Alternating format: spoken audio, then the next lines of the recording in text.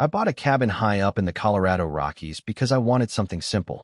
I wanted to sit on my own porch with a cup of coffee and watch the sunrise turn the peaks gold, the same way my dad and I used to when I was a boy.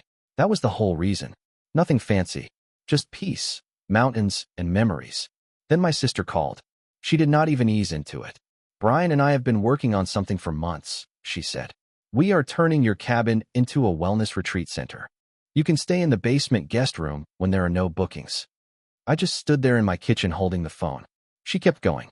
"Dad would have wanted the whole family to benefit from that place. Not just you." I did not yell. I did not hang up right away. I just listened. But when my sister Karen and her husband Brian pulled into my driveway 6 weeks later with 12 paying clients carrying yoga mats and suitcases, they found something waiting for them that nobody in my family saw coming. Before I get into that part, let me tell you how this all started. The lawyer's office in Boulder smelled like old wood paneling and strong coffee that had been sitting too long on a burner. It was a Wednesday morning in early March, 3 months after my father passed away. Margaret Davis, the attorney, slid the deed across her desk toward me. "You need to understand," she said, tapping the paperwork with her finger. "Your father was very clear.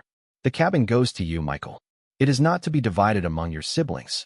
It is not to be sold unless you personally decide to sell it. It is yours." I had driven up from Colorado Springs before sunrise that morning. I remember watching the mountains slowly take shape out of the darkness as I climbed higher into the high country. It felt like I was driving into my past. I signed the papers where she showed me. My hand was steadier than I thought it would be for a man who was officially inheriting the place where most of his best childhood memories lived. The cabin sits at 9,200 feet above sea level, about 40 minutes past the town of Nederland. The last stretch is a dirt road that becomes impossible to drive when the snow gets heavy. The property covers 2 acres filled with pine and aspen trees. A narrow creek runs along the back edge, and the view of the Indian Peaks will knock the air right out of your lungs every single time you look at them. As she closed the folder, Margaret added, "Your sister did try to challenge the will. She claimed your father was not mentally sound when he updated it last year. We had testimony from his doctor. The judge dismissed her case in under 15 minutes. Karen had tried to fight it. She believed the property should be split evenly between the 3 of us. I thought about my brother Andrew, who lives in Seattle and had not visited Dad in the last 5 years of his life. I thought about Karen, who showed up twice a year, usually with a new business idea that somehow needed Dad's money. Then I thought about the 63 weekends I had driven up from Colorado Springs to check on him. I fixed the roof when it leaked. I cleared fallen trees after storms. I sat with him when the cancer got bad and the nights got long. "Thank you," I told Margaret. The drive from her office to the cabin took another hour and 20 minutes. When I pulled into the gravel driveway, I did not get out right away. I just sat there in my truck, listening to the engine tick as it cooled down. The place looked exactly the same. The same weathered log walls. The same green metal roof. The same covered porch with the 2 rocking chairs Dad and I built together when I was 16. I climbed out slowly. My left knee, the one I destroyed during a warehouse fire back in 2009, always reminds me when I am at high elevation. It does not like thin air. Inside, it felt like Dad had just stepped out for a minute. His coffee mug was still in the dish rack. His reading glasses rested on the arm of his recliner. His firefighter helmet from 30 years with the Denver Fire Department was mounted above the fireplace, where he could see it from his chair. My father was a firefighter.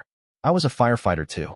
I spent 38 years with the Colorado Springs Fire Department before I retired at 61, 2 years ago. The job gave me direction after my wife, Amanda, died. It kept me moving so I did not completely fall apart. But it also wore my body down piece by piece. That first week in the cabin, I moved slowly. I made it my home while keeping my father's presence alive. I placed my books beside his collection of Louis L'Amour novels. I set Amanda's hiking boots by the front door, the same spot where she always left them. She wore those boots on our last anniversary trip to Glacier National Park. I started making coffee my way instead of his, but I still drank it from his mug. That just felt right. Just like he always said, the eagles came every morning. A mated pair nested somewhere up the canyon. At sunrise, they would glide past the deck, riding the rising air without flapping their wings even once. Watching them felt peaceful. For a few minutes each morning, the grief over losing both my father and my wife felt lighter. That Saturday evening, I called Karen. "I am here," I told her. "Everything is settled. I moved in." "Oh, Mike," she said, and I could hear that familiar edge in her voice. The one that meant she was leading up to something. "It is about time. Brian and I need to come see the place. We have been thinking a lot about Dad's cabin." "It is my cabin now," I said. "Dad left it to me." "Legally, yes," she replied. "But it is still family property in spirit. Dad built that place for all of us. You remember the summers there, do you not?" I remembered those summers differently than she did. I remembered Dad teaching me how to fish in the creek. I remembered Karen complaining about mosquitoes. I remembered Andrew refusing to help split firewood. I remembered falling in love with the mountains in a way that shaped who I became. "You can visit," I told her. "Just call first." There was a pause. "Actually," she said, "Brian and I have been studying the wellness retreat market. Do you have any idea what a place like that cabin could earn as a corporate retreat center? We are talking $20,000 to $30,000 a month during peak season." My grip tightened around the phone. "It is not a retreat center," I said. "It is my home. Be realistic, Mike. You are 63 years old. How long do you really think you can live up there alone with that knee? Brian has 20 years of consulting experience. He knows how to turn properties like this into profitable operations. We would handle marketing, bookings, cleaning crews. You would collect your share of the profits. We would make sure the basement guest room stays open for you between reservations." The basement guest room. In my own inherited cabin. "My answer is no," I said. "You are being short-sighted." "No. What happens when your pension is not enough?" she pressed. "What happens when medical bills start piling up? This could generate serious income for all of us. Dad would have wanted us to work together." Dad left the cabin to me. That tells you exactly what he wanted. There was a sharp breath on the other end. "Unless you pushed him into changing it while he was dying." That one hit harder than I expected. That is not what happened. Is it not? You were up there every weekend, Mike. Funny how the will changed. You cut your own siblings out. That looks calculated. "I was taking care of him," I said quietly. "Where were you? Some of us have real careers and responsibilities." I had spent nearly 4 decades running into burning buildings. I decided not to say that out loud. "It is not for rent," I told her. "That is final. We will talk again when you have had time to think clearly," she said, and then she hung up. I stayed on the deck long after the sun disappeared behind the peaks. At that elevation, the temperature drops fast once the light fades. Somewhere up the canyon, one of the eagles called out. The sound echoed through the trees like something ancient. A warning bell had started ringing in my head during that phone call. It did not stop. 3 weeks went by. I fell into a rhythm that felt like healing. I woke at dawn. I made coffee. I watched the eagles glide past. I read in the quiet morning hours. In the afternoons, I worked on small projects. I fixed the gate hinges. I stacked firewood. I cleared brush away from the propane tanks. In the evenings, I sat on the deck and watched the stars appear in numbers you never see down in the city. Then Karen called again. It was a Thursday evening in late April. "Mike, I am going to be direct," she said. "Brian and I have done serious research. If your cabin is marketed properly to corporate groups and wellness retreats, it could bring in $400,000 a year in gross revenue. After expenses, maybe $280,000 in profit. Split 3 ways, that is more than $90,000 each." "It is not being split 3 ways," I said, "and it is not for rent." "You are being selfish," she replied, her voice turning cold. "This is exactly what Dad was afraid of. She told me before he passed that you have always had trouble sharing," Karen said. "This place is a family asset, Michael. You do not get to hoard it." I felt my jaw tighten. "Dad told you I have trouble sharing?" I asked. "He was worried about what would happen after he was gone," she continued. "He was not sure you would handle things fairly." I did not believe her. Not for a second. My father and I had talked for hours during those final months. Even through the morphine, even when his voice drifted and his eyes got glassy, he was clear about one thing. "Because you are the only one who truly loves this place, Mikey," he had told me. "You are the only one who will take care of it." That memory was solid. Clear as mountain air. "I am not arguing about this," I told Karen on the phone. "The cabin is mine. It is not a business opportunity." "Then you are making a massive mistake," she shot back. "And when you are up there 10 years from now, alone and struggling to maintain a property you cannot afford on a fixed income, do not come to us asking for help." Then she hung up again. I stayed at the kitchen table for a long time, staring at my father's helmet mounted above the fireplace. After a while, I reached for a notebook. That was an old habit from my fire investigation days. Document everything. Dates, times, exact wording. Details matter. I wrote down the date, the time of the call. I wrote her statements as accurately as I could remember them. The warnings, the financial pressure, the accusation that I manipulated Dad.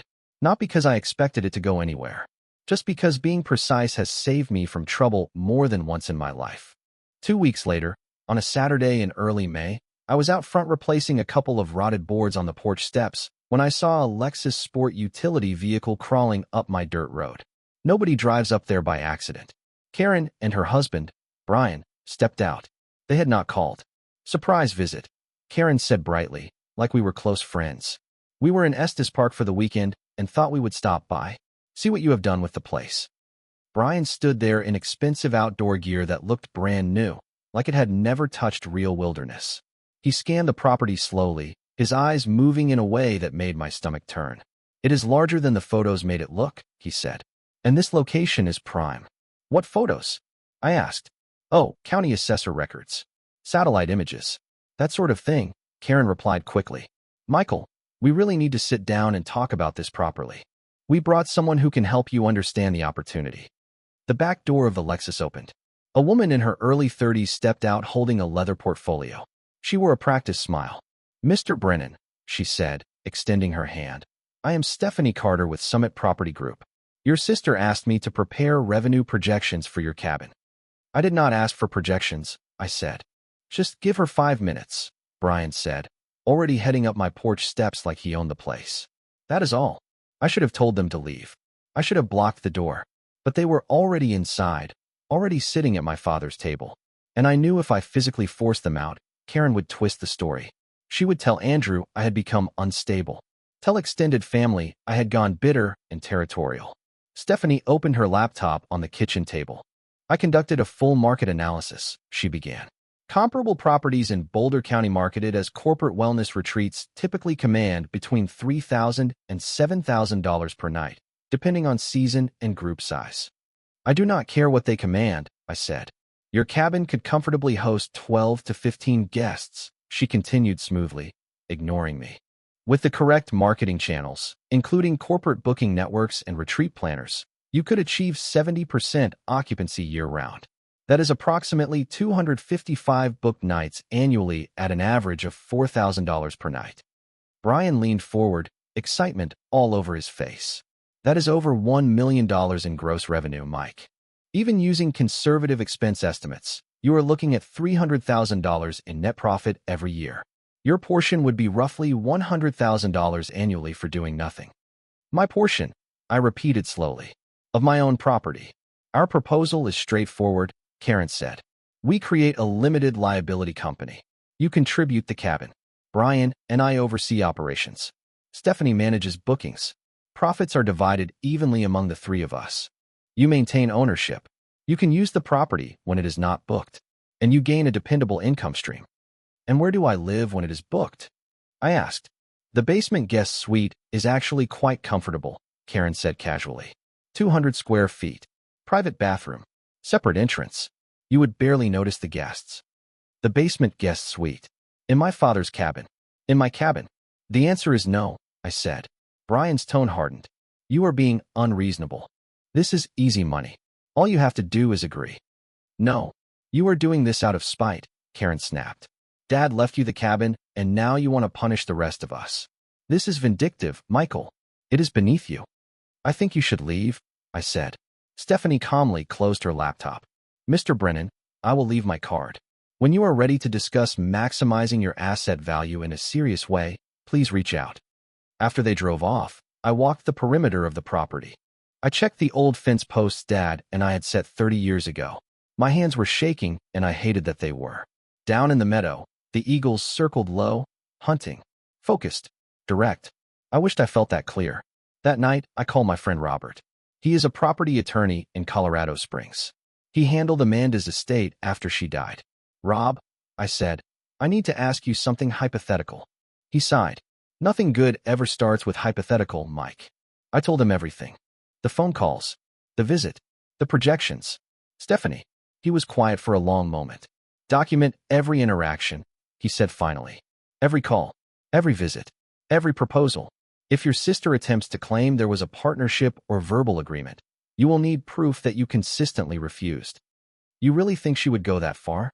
I asked. I have been practicing law for 32 years, he said. When family and real estate mix, lawsuits follow. Almost every time. Install security cameras.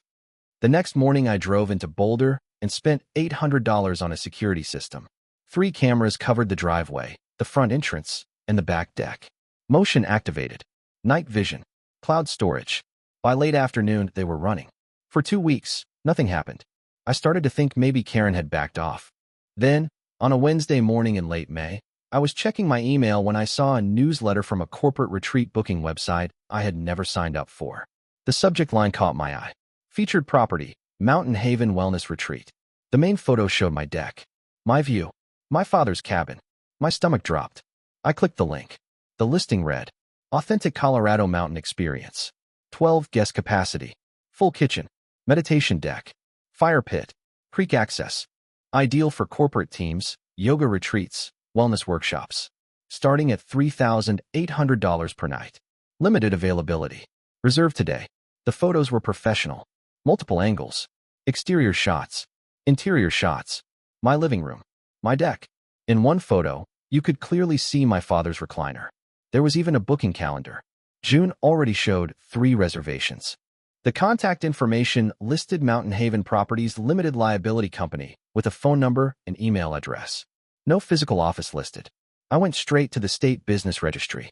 Mountain Haven Properties Limited Liability Company had been registered 3 weeks earlier. Managing members, Karen Brennan Foster and Brian Foster. Registered agent, Stephanie Carter. They had created a company and listed my property for commercial rental without my permission. I called Rob immediately. They listed my cabin as a corporate retreat center, I said. They are taking bookings. Send me everything, he replied. Screenshots, the business registration, the listing, all of it. I will draft a cease and desist letter today. What about criminal charges? I asked. Fraud, theft by deception. We can pursue both civil and criminal action, he said. But understand what this means. This is your sister. She crossed that line when she listed my property without consent. All right, he said. Give me 2 hours. The cease and desist letter went out by certified mail that afternoon. It demanded immediate removal of all commercial listings. Dissolution of Mountain Haven Properties Limited Liability Company. Removal of all photographs and booking material. Formal acknowledgement that I am the sole owner with exclusive rights to the property. Failure to comply within 72 hours would result in a civil lawsuit and criminal complaint. Karen called at 9 that night. You had a lawyer send us legal threats over what was supposed to be a family business discussion, she said. You formed a limited liability company and listed my property for rent without my knowledge or permission, I replied. That is fraud. It was a proposal, she insisted. You are too stubborn to see the opportunity. We were moving forward with the planning phase to demonstrate the potential. Once the revenue started coming in, you would have understood. Take the listing down, I told Karen on the phone. Shut down the limited liability company. Refund every dollar you collected. End this. Michael, this is family, she said, her voice tight. We should be building something together, not attacking each other with lawyers. Andrew is going to lose his mind when he hears about this. Andrew has not returned my calls in 3 years, I said. And that is not because of me. You shut him out, she snapped. Just like you are shutting me out now. Dad would be heartbroken watching you tear this family apart over a cabin. Dad left me the cabin to prevent exactly this, I replied. That is your version, she said coldly. We only have your word for that. Then she hung up. I checked the retreat website again. The listing was still active. The June bookings were still showing as confirmed. I called my attorney, Robert, and left a message. She is refusing to comply. File everything. Civil, criminal, whatever it takes. The next morning, the security cameras caught something that made my blood run cold. At 2:17 in the morning, Brian's Lexus rolled slowly into my driveway. The headlights cut across the trees. He stepped out and tried my front door. Locked. He walked around back. Tried the rear door. Locked. He circled the entire cabin, stopping at windows, testing them one by one. Then he stood on my deck for several minutes, talking on his phone. Even without sound, I could tell he was angry. His hands were moving fast. Sharp gestures. Frustrated. At 2:34 in the morning, He got back in his vehicle and left. I watched the footage over coffee, the grainy night vision showing my brother-in-law prowling around my father's cabin like he was casing it. There was something in his posture that stuck with me. Entitlement. Like he could not believe I had actually said no. 2 days later, a deputy from the Boulder County Sheriff's Office drove up the mountain. Deputy Amanda Reynolds. Professional. Calm. Direct. Mr. Brennan, she said, I understand you filed a complaint regarding fraudulent commercial listings connected to your property. Yes, ma'am. I walked her through everything. The repeated proposals. My refusals. The formation of the limited liability company without my knowledge. The retreat website. The confirmed bookings. The cease and desist letter being ignored. Brian's visit in the middle of the night. I showed her the security footage. Do you know whether they collected money for these bookings? She asked. I opened the website on my laptop. They show confirmed reservations. The first group is scheduled to arrive this Saturday. A corporate team out of Denver. 12 people. She looked at me for a long moment. I am going to speak plainly, she said. This is fraud. They are running a commercial operation using property they do not own. That is criminal. But I need to ask you something. This involves your sister. Are you certain you want to pursue this? I want it stopped, I said. However, that has to happen. She nodded and wrote in her notebook. I am opening an investigation. If they show up Saturday with clients, call me immediately. Do not confront them yourself. Saturday came cold and bright. Late May at that elevation still carries a bite in the air. At 10:23 in the morning, I saw vehicles crawling up the dirt road on the security monitor. Brian's Lexus. Behind it, a Mercedes Sprinter van. I counted 12 people getting out. Yoga mats. Weekend bags. Smiling, like they were about to have some peaceful mountain retreat. I called Deputy Reynolds. They are here. Stay inside, she said. I am 20 minutes out. Karen led the group up my porch steps with a wide, practiced smile. She tried the door. Locked. She knocked. Michael, it is Karen. I have the Summit Tech Group here for their retreat weekend. Please open the door. I stood inside, phone in hand, recording through the window. Michael, this is embarrassing, she called out. These people paid $6,500 for this weekend. One of the guests, a man in his 40s wearing expensive athletic clothes, looked uneasy. Is there a problem? He asked her. Just a minor family misunderstanding, Karen said smoothly. My brother is having trouble adjusting to the new arrangement. Give me a minute. She pulled out her phone. A minute later, Brian stepped out of his vehicle holding a manila folder. He walked up to the door and knocked harder. Mike, I have partnership documents right here. We can sign them now and make this official. Stop being stubborn. 17 minutes after I made the call, 2 patrol vehicles came up the road. I opened the door just as Deputy Reynolds reached the porch. Please remain inside, sir, she told me. Through the doorway, I watched her speak with Karen and Brian. I watched confusion spread through the corporate group. Then shock. Then anger. The man who seemed to be leading the group stepped forward. Are you saying they do not even own this property? He asked. The legal owner of this property is Mr. Michael Brennan, Deputy Reynolds said clearly. These individuals have no authority to rent it or operate any business here. We paid $6,500, the man said. Through our company portal. Karen tried to interject. Deputy Reynolds handed Brian a stack of papers. You are being served with a civil injunction ordering you to cease all commercial operations connected to this property immediately. You are also being notified that you are under criminal investigation for fraud and theft by deception. Anything you say can be used against you. The group quietly gathered their things and walked back to the van. The team leader was already on his phone, probably calling his bank or credit card company. Their corporate bonding weekend had just turned into something else entirely. Karen grabbed Deputy Reynolds by the arm. This is insane. It is family property. He is being vindictive because Dad left it to him. Ma'am, the deputy said firmly, the deed is clear. Mr. Michael Brennan is the sole owner. Operating a commercial booking service using property you do not own constitutes fraud. After they left, Deputy Reynolds came back to the door. Your sister and her husband are potentially facing charges of obtaining money under false pretenses, theft by deception, and possibly wire fraud. That last one depends on how payments were processed. If funds were transferred electronically across state lines, federal authorities may become involved. Will they actually be charged? I asked. That decision belongs to the district attorney, she said. But the evidence is strong. They continued after receiving a cease and desist letter. They showed up with paying clients after being legally ordered to stop. And those clients are likely filing complaints of their own. This will not disappear quietly. After she drove away, the mountain felt very still. I sat at the kitchen table and looked at my father's helmet above the fireplace. The eagles were circling again out over the meadow. I had protected my home, but the cost was real. My sister was under criminal investigation. Andrew would probably never forgive me. The last pieces of my family were breaking apart.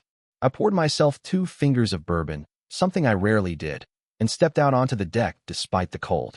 The mountains stood sharp and indifferent under the afternoon sky. They did not care about family fights or legal battles. I thought about my wife, Amanda. She had been gentle, but she was not weak. She once refused to co-sign a loan for her own sister's failing business, even when guilt was poured on thick. She believed in boundaries. My phone rang. Andrew, first time in 3 years. You called the police on Karen, he said without greeting. You have her under criminal investigation. She created a fake company using my property, I said. She collected thousands of dollars from people. She ignored a legal order to stop. What did you expect me to do? Handle it within the family, not destroy her life. She did that herself. She is your sister, Mike. Your only sister. You are willing to send her to prison over Dad's cabin? I am willing to protect what Dad intentionally left to me. If she faces consequences, that is because of choices she made. You have changed, he said. You are not the brother I remember. Dad would be ashamed. That one hit hard. Exactly the way he meant it to. Do not use our father against me, I said quietly. Dad always said you were the steady one, Andrew continued. The reasonable one. I looked out at the mountains, at the eagles riding the wind without a single wing beat. I am still steady, I said. I am just not giving away what is mine. What happened to you? Andrew asked me on the phone. You used to be different. What happened, I said, is I started protecting myself from family members who think they are entitled to what I inherited. There was a long pause. We are done, Mike, he said finally. I mean it. Do not call me again. As far as I am concerned, I do not have a brother. Then the line went dead. I stayed out on the deck for a long time after that. The boards were cold under my boots. The bourbon in my glass tasted like water. A storm was building over the continental divide, dark clouds stacking up over the peaks. I had come up here looking for solitude. Now I had it, and it felt heavier than I expected. The weeks after that moved slowly. June arrived warm and bright. The snow finally pulled back into the high shadows. Rob kept me updated on the legal process. The injunction became permanent. Karen and Brian were ordered to pay $18,700 in damages to the retreat groups they had taken money from. The district attorney was still reviewing the criminal case. I built new routines around the quiet. Coffee at sunrise with the eagles. Afternoons working on the cabin. I resealed the log walls. I replaced old chinking between the logs, projects Dad had planned to finish before the cancer took his strength. The physical work helped. It tired my body enough that my mind would settle down. I did not hear from Karen. I did not hear from Andrew. I did not expect to. In late June, Rob called. The district attorney has decided to move forward, he said. Your sister and brother-in-law will be formally charged next week. Multiple counts of fraud. Given the amounts involved and the evidence, they will probably be offered a plea agreement. Likely suspended sentences, probation, and heavy restitution, assuming they have no prior record. What does that mean in plain terms? I asked. They avoid jail time if they accept the deal, but they will have criminal records. They will owe significant restitution. Brian's consulting business will suffer. Your sister will not be able to obtain licensing for financial or real estate work. After I hung up, I made dinner and ate outside on the deck. The evening air was perfect. One of those summer nights that makes every harsh winter worth it. The eagles were settling somewhere up the canyon. A deer stepped out from the tree line, noticed me, and then calmly walked down to the creek. My phone buzzed. A text from a number I did not recognize. This is Jessica. You have ruined my parents' lives. Mom's business is finished. Dad is losing clients. Their marriage is falling apart. I hope you enjoy your precious cabin all alone. You deserve every lonely minute. I read it once. Then I deleted it. There was no point answering anger with more words. My niece, Olivia, who I held when she was born, now saw me as the villain. Maybe in her eyes I was. That night I could not sleep. I lay there staring at the ceiling, thinking about Andrew's words. Would Dad be ashamed? I did not think so. He had been clear about why he left the cabin to me. But he also loved Karen. He believed people could change. He believed in leaving doors open. Around 3 in the morning, I got up and wrote an email. Not to Karen, not to Brian, to Andrew. I am sorry for how this has affected you, I wrote. I understand you are angry, but I will not apologize for protecting what Dad intentionally left to me. Karen and Brian made choices. The consequences are theirs. I love you. If you ever want to talk, I am here. The cabin has room. You are welcome whenever you are ready. I signed it. I sent it before I could rethink it. Then I went back to bed. July turned hot, even up at 9,000 feet. The meadows filled with wildflowers. The creek ran fast and cold with snowmelt. I slipped into the rhythm Dad taught me when I was a kid. Up here, seasons matter more than calendars. Weather decides your schedule. Patience is not optional. One afternoon in early August, I was splitting firewood for winter when I heard a truck grinding its way up the road. An old Ford pickup. Andrew's truck. He parked and climbed out slowly. He looked older than I remembered. Thinner. Tired in a way that sleep does not fix. Can I come in? He asked. Of course. I made coffee. He sat at the kitchen table. The same table where Karen had spread out her business projections months earlier. This time, he really looked around. Dad's helmet on the wall. Amanda's boots by the door. The mountains framed in the windows. I got your email, he said finally. It took me 6 weeks to answer. I needed time. I waited. I think you were right about protecting the cabin, he said. I do not know if I agree with how far it went. But Karen was wrong. Dad left this place to you. That should have been the end of it. I did not rush to respond. I just let him talk. I spoke to her last week, he continued. They accepted the plea deal. Suspended sentences. 5 years of probation. $23,000 in restitution total. Brian lost a lot of clients. Word spreads fast. He rubbed his face. Olivia is angry, but she is 28 years old. She is learning that her parents are human. Give her time. He paused. Karen asked about you. She did. She is not ready to apologize. Do not expect that. But she wanted to know if you were managing up here alone. She said Dad would hate us being divided. Dad hated family taking advantage of each other more. I said quietly. Andrew nodded. An eagle glided past the window, close enough that you could see the white of its head. Is that the same pair Dad used to talk about? He asked. Same nesting area. They come by every morning. We sat there in silence. Outside, the light was turning golden across the aspen trees. A storm was forming over the divide again. Can I stay the night? He asked. It is a long drive back, and I would not mind seeing the sunrise from here. It has been a long time. The spare room is always yours, I said. That evening we sat on the deck with a little bourbon, watching the stars appear one by one. The Milky Way stretched overhead like a river of light you never see in the city. We did not talk much. We did not need to. The next morning I woke before dawn and started the coffee. Andrew was already outside, wrapped in one of Dad's old wool blankets, staring at the dark outline of the Indian peaks. I handed him a mug and sat down beside him. Right on schedule, the eagles came gliding through the canyon. The mountains slowly revealed themselves. First the highest summits catching fire with light, then the ridgelines, then the meadows below. I forgot how quiet it is, Andrew said. Not just quiet, complete. It takes about a week to get used to, I told him. After that, you do not want anything else. We stayed there until the sun was fully up and the peaks shifted from gray to gold to clear daylight. When he was leaving, he paused at the door. Can I come back sometime? He asked. Not right away, but maybe bring the kids. They should know this place. Anytime, I said. Just call first. I like my quiet. He almost smiled. That sounds like you. After he drove away, I went back to my chair by the wood stove. The eagles were perched on dead trees above the meadow. I picked up one of Dad's old Louis L'Amour Western novels from the shelf. But I did not read. I just sat there watching the light move across the valley. The cabin was mine. I earned it by being the son who showed up. I kept it by standing my ground when I did not want to fight. The cost had been high. Relationships bent, maybe permanently. A sister living with consequences she brought on herself. A brother I almost lost. But sitting there in the quiet I fought for, I could not regret the choice. Some things are worth protecting. Some lines have to be held. And sometimes the people who should understand that best are the last ones who do. Down in the meadow, one of the eagles dropped low and lifted back into the sky with something clutched in its talons, heading toward the nest hidden in the pines. I watched it disappear into the trees. I was home, not just in a building. Home in the way a man feels when he knows he stood his ground and can live with the consequences. If this story meant something to you, take a moment to support the channel, subscribe to Low Tide Revenge, and share your thoughts in the comments. There is another story waiting for you. Thank you for listening.